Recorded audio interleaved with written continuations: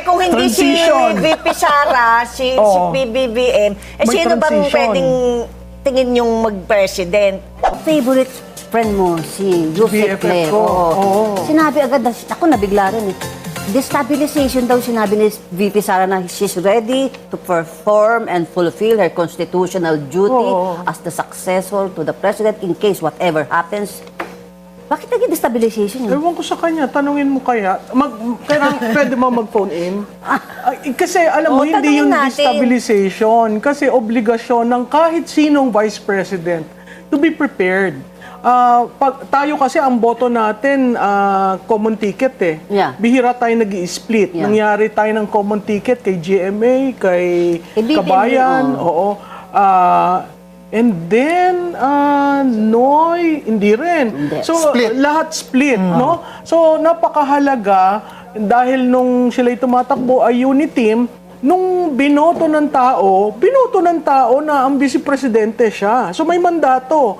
At alam ng tao na in the event na magkaroon ng problema or any eventualities, siya yung mag-a-assume. So, hindi siya, she has never said resign. Ang at most na sinabi niya, magpa-hair follicle test tayo. 'Di ba? And you know, that is an obligation of any vice president to be prepared. So Okay. it's not destabilization. Di ba sabi, spare tire? O di ba siya, ang Di ba, vice president? ikaw, nag-cover ka ng ilang presidente. Yeah, Pag spare tire, talagang spare tire. Mabibigyan ka ng department, pero in the event ka na magkaroon ng problema, 4 na grounds yun, ang vice presidente ang mag-a-assume. Unless, yung sinasabi niyang destabilization, iba yung sa ligang batas ni BFF ko. Diba?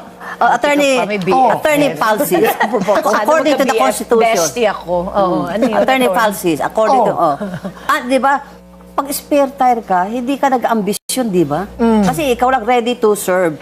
And that's a default already. You don't need to say that you're ready to be president or take over anytime. Parang it's conduct unbecoming kasi may context of destabilization. May context na merong mass rallies trying to call for the resignation of the president. And so parang ang dating, masyado siyang quote-unquote, hindi ready, but atat.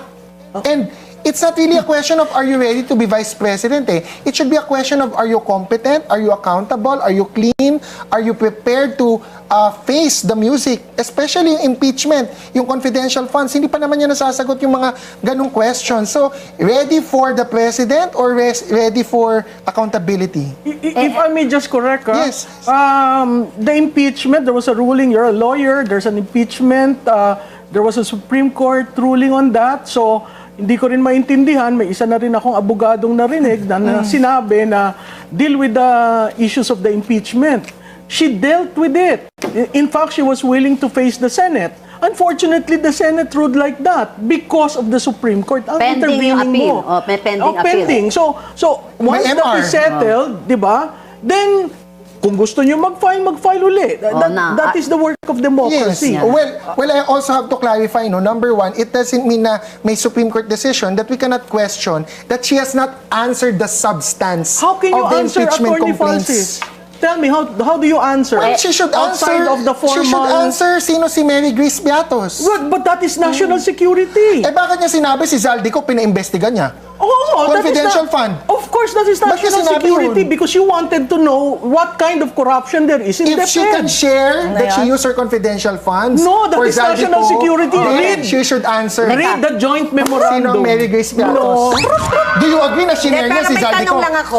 Do you Do agree? I agree with what? Do you Pwede agree that magtanong? it was proper for VP Sara to Tawag disclose ko, that she used her confidential funds to investigate Zaldico? Yes. Teka muna, hindi tayo nasa... Bakit hindi niya i-disclose si Teka muna. Mary But you Grace cannot, Beatos? you cannot release all the information because it borders national security. Kasi kung hindi Transition. si VP Sara, si PBBM, May sino bang transition. pwedeng tingin yung mag-president?